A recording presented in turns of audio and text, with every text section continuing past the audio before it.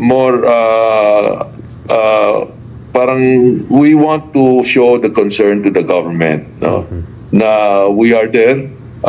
Sana nga we are looped in to what is this all about, because sa ngayon ang solution, ang answer nasa gobyerno eh. Hindi naman sa private sector eh. Ang private sector for the time parang we are kept in the dark, hindi namin alam. Ngayon na-booking na, it's up to the government, no, really to give satisfaction, no, na what had happened. Dapat sino ba mga identified, they need to have their days in court, no? Hindi naman lahat na identified may kasalanan. Kailangan they have to have their days in court, at saka kung talagang may evidence na talagang kung sinong nakamali, kasi yung buong chain, maraming tao na nakasapot dyan eh.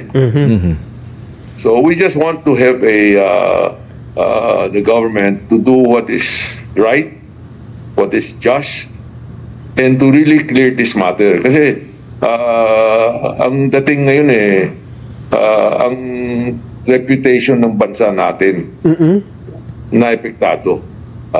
Yung trust ng mga taong bayan na parang nabawasan yung trust nila sa gobyerno. Apo. Ang panawagan nyo doon, mabilis no? Mabilis na aksyon.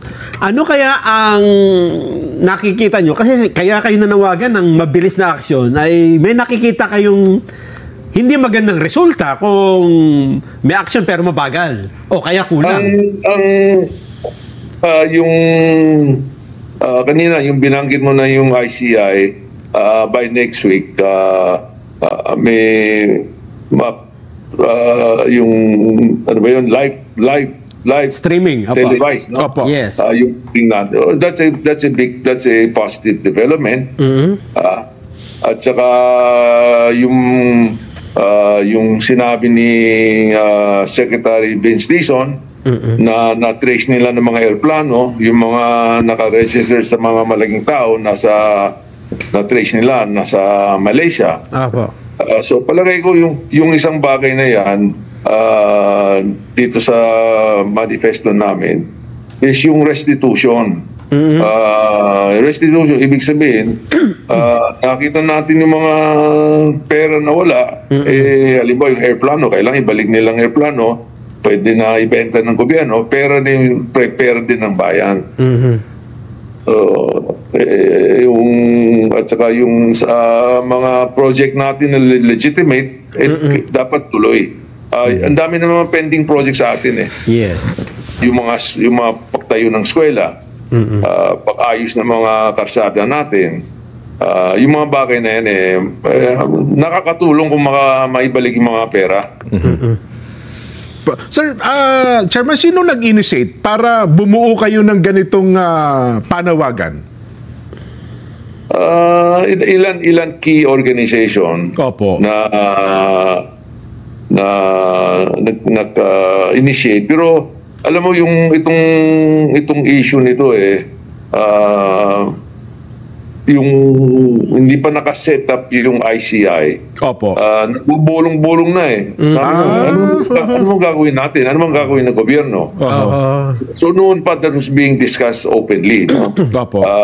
Wala naman, hindi naman na kung anong intention na pinapresyon namin si President BBM, pero ang hiniling ng prangkahan.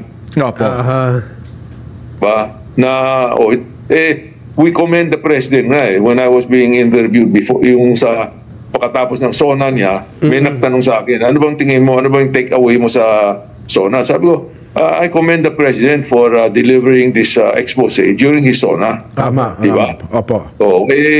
Yun lang, hindi natin akalain na ganong kalaki pala yung corruption. Para natin, milyon-milyon lang parang nabigla rin ng lahat ng tao. At saka may nabanggit din yung finance natin na itong maipektado yung operation ng gobyerno, Aha. lalaki yung utang natin Aha. para mapatakbo ng gobyerno. Kasi itong pera nawala eh.